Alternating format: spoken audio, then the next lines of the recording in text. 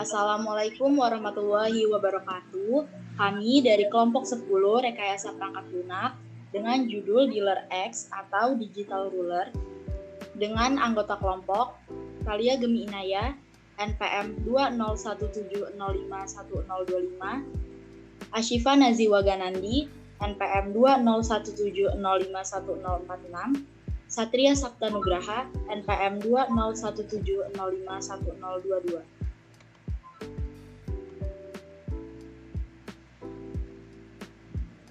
Pembahasannya ada 3. Yang pertama, dari artikel studi kasus Software Quality Management. Yang kedua, Software Risks, Forecast Studies in Software Quality and Software Schedule by Capers-Jones. Dan yang ketiga, Case Studies.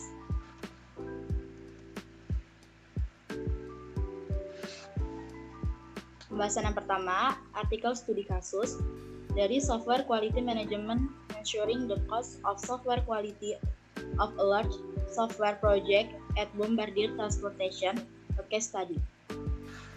Overview of Bombardier Transportation. Bombardier Inc. memiliki tenaga kerja sekitar 80.000 orang di 24 negara.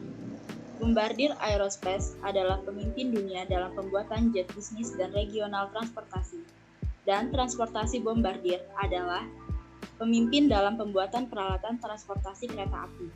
Divisi ini memproduksi lokomotif, gerbong barang, dan sistem populasi dan kontrol, dan juga menyediakan sistem dan peralatan sinyal. Rangkaian produknya meliputi kendaraan penumpang dan sistem transportasi. Kereta api dan kereta bawah tanah modern semakin kompleks, dan semakin banyak sistem yang dikendalikan komputer, seperti sistem propulsi, dan pengereman. Pada saat studi kasus ini, ada lebih dari 30 pusat pengembangan perangkat lunak dalam transportasi Bombardier, dengan total sekitar 950 insinyur perangkat lunak.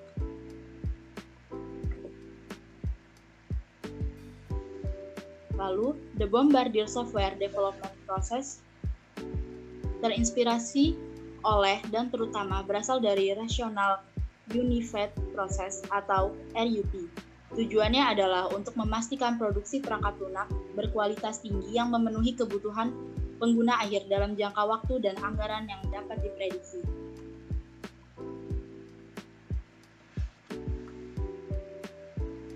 Process types merupakan dasar dari BSEP. Setiap proses barang yang menyusun BSEP memiliki tipe terkait dan ada 3 diantaranya. Ada tipe primer seperti peran, aktivitas, atau artefak. Jenis pendukung seperti alat, pelatihan, atau metrik. Dan jenis siklus hidup seperti fase atau tonggak sejarah. Misalnya tonggak sejarah didefinisikan sebagai peristiwa besar pada titik tertentu dalam proyek yang memiliki pengaruh signifikan pada status pekerjaan. Ini adalah kesempatan untuk memeriksa kemajuan dan menilai kembali rencana ketika keputusan manajemen go dan no-go dibuat.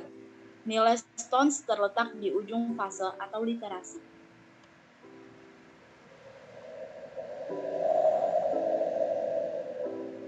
Identifikasi konfigurasi BSEP atau CI juga disebut proses Bill of Material adalah landasan dari proses BSEP.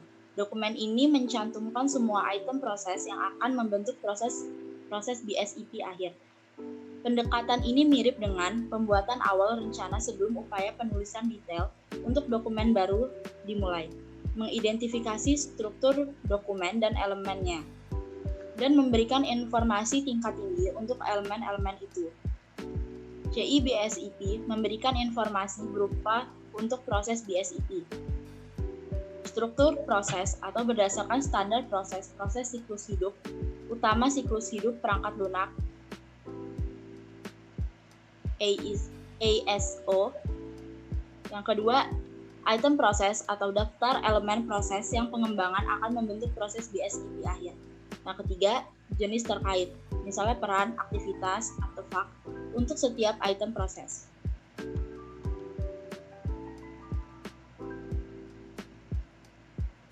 Pendekatan yang digunakan untuk mengukur COSQ. Ini menjelaskan langkah-langkah yang menghasilkan perkiraan COSQ untuk proyek pengembangan perangkat lunak 88.000 jam. Penulis harus mengembangkan model pengukur sebelum melanjutkan dengan klasifikasi 1.100 tugas.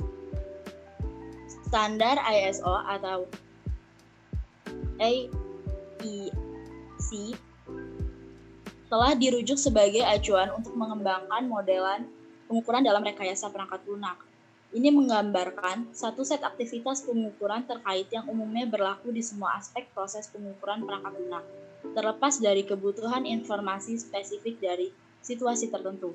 Standar ISO ini menjelaskan bahwa proses pengukuran terdiri dari 4 kegiatan pengukuran berulang. Menetapkan komitmen organisasi, merencanakan kegiatan pengukuran, melakukan proses pengukuran atau data pengukuran dikumpulkan, disimpan, dan dianalisis, dan mengevaluasi proses pengukuran dan langkah-langkah.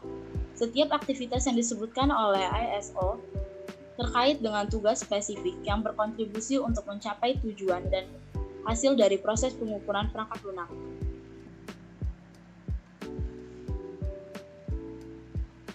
Pembahasan selanjutnya adalah software REACH. 4 case studies in software quality and software schedule by Cooper Jones. Ada 4 pembahasan. Yang pertama best quality, yang kedua agile development, yang ketiga average, yang keempat worst. Pembahasan selanjutnya akan dilanjutkan oleh Ashifa Nazima. Untuk best quality, jika Anda berada di CMMI level 5, gunakan DSP, gunakan SMAT, gunakan Java, miliki tim ahli, dan gunakan inspeksi prates dan analisis statik. Penggunaan kembali 20%, ditambah personel uji bersertifikat, potensi cacat Anda akan menjadi sekitar 2,50 bug per titik fungsi, dan efisien penghapusan cacat atau DRE akan menjadi sekitar 98%. Anda akan mengirimkan sekitar 50 bug ke klien yang 8 diantaranya memiliki tingkat keparahan yang tinggi, yang seharusnya ada 0 kelemahan keamanan yang tersembunyi dalam perangkat lunak.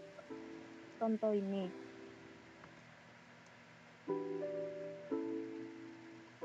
Yang kedua ada agile development. Jika Anda tidak menggunakan CMMI tetapi memiliki tim yang baik dan menggunakan agile, Java, penggunaan kembali 10% dan juga analisis data, tetapi tidak ada inspeksi dan tidak ada personil uji bersertifikat. Potensi cacat Anda akan menjadi sekitar 3,00 bug per titik fungsi, dan efisien penghilangan cacat DRE Anda akan menjadi sekitar 93%. Anda akan mengirimkan sekitar 210 bug ke klien yang 26 diantaranya akan sangat parah. Anda akan memiliki 6 sprint. Jika Anda juga menggunakan pemrograman berpasangan, jadwal perkodean Anda akan menjadi 9 bulan dan jadwal bersih Anda akan menjadi 14 bulan. Mungkin akan ada 3 kelemahan keamanan laten dalam perangkat lunak saat penerapan. Yang ketiga ada average. Jika Anda berada di CMMI 3 dan menggunakan pengembangan iteratif dan memiliki tim rata-rata yang menggunakan analisis statis tetapi tidak menggunakan kembali, tidak ada inspeksi, dan tidak ada personil uji bersertifikat, potensi cacat Anda akan menjadi sekitar 3,5 bug per titik fungsi, dan efisien penghapusan cacat Anda DRE akan menjadi sekitar 90%. Anda akan mengirimkan sekitar 350 bug ke klien, di mana 52 diantaranya akan sangat parah, mungkin akan sebanyak 7 kelemahan keamanan laten dalam aplikasi setelah penerapan. Yang keempat ada worst.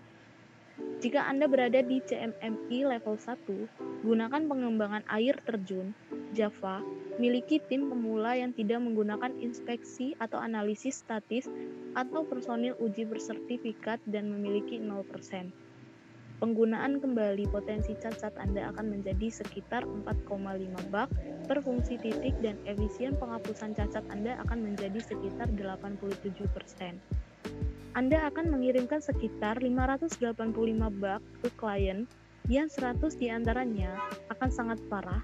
Mungkin ada sebanyak 12 kelemahan keamanan laten dalam versi aplikasi ini. Proyek ini akan terlambat dari yang direncanakan, melebihi anggaran, dan memiliki probabilitas tinggi untuk dibatalkan dan kemungkinan litigasi yang tinggi jika merupakan proyek outsourcing. Proyek ini memiliki begitu banyak bug sehingga jadwal pengujian 3 kali lebih lama dari yang direncanakan.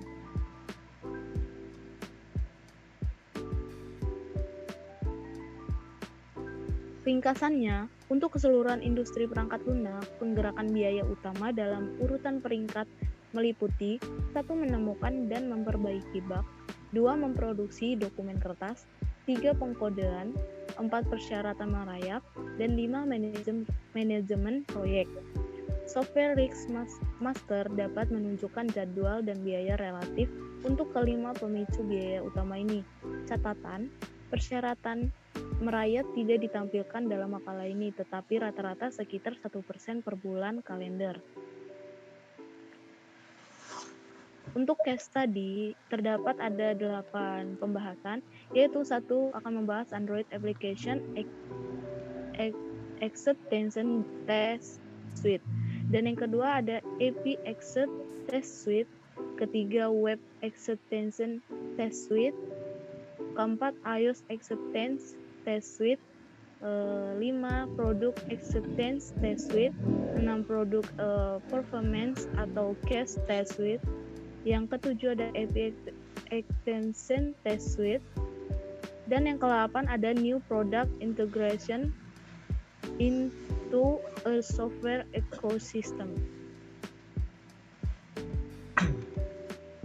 Android Acceptance Test Suite mencakup semua fitur regresi penting dan memberikan umpan balik dan pelaporan tepat waktu kepada pengembang dan QA aplikasi Android. Selanjutnya akan dibacakan oleh Satria Sabta Nugraha. Yang kedua ada API Acceptance Test Suite. API Acceptance Test Suite mencakup semua endpoint yang terbuka di API backend pelanggan. Kasus uji ditulis dari sudut pandang cerita pengguna, bukan hanya pengujian unit titik akhir. Kemudian yang ketiga ada Web Acceptance Test Suite.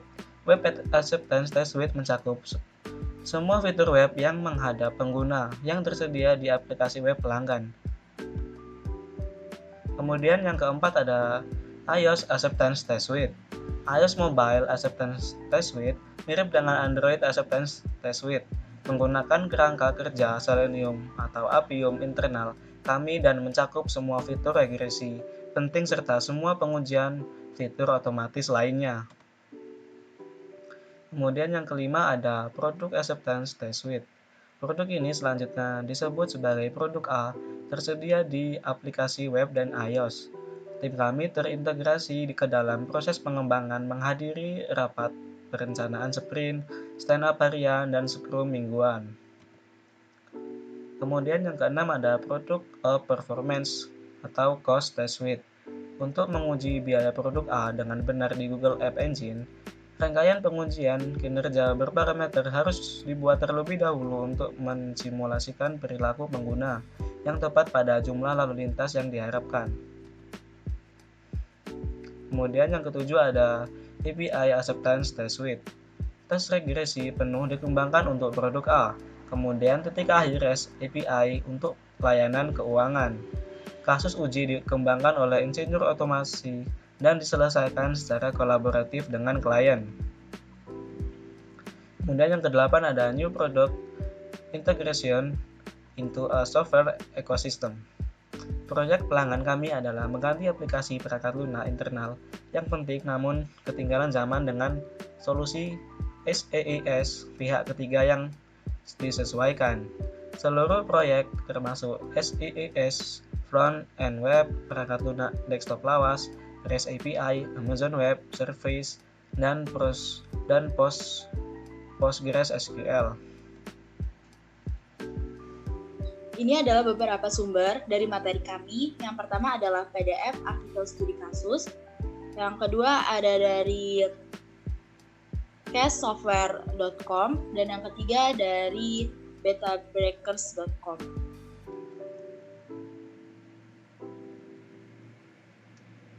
Sekian penjelasan dari kami, kurang dan lebihnya kami mohon maaf.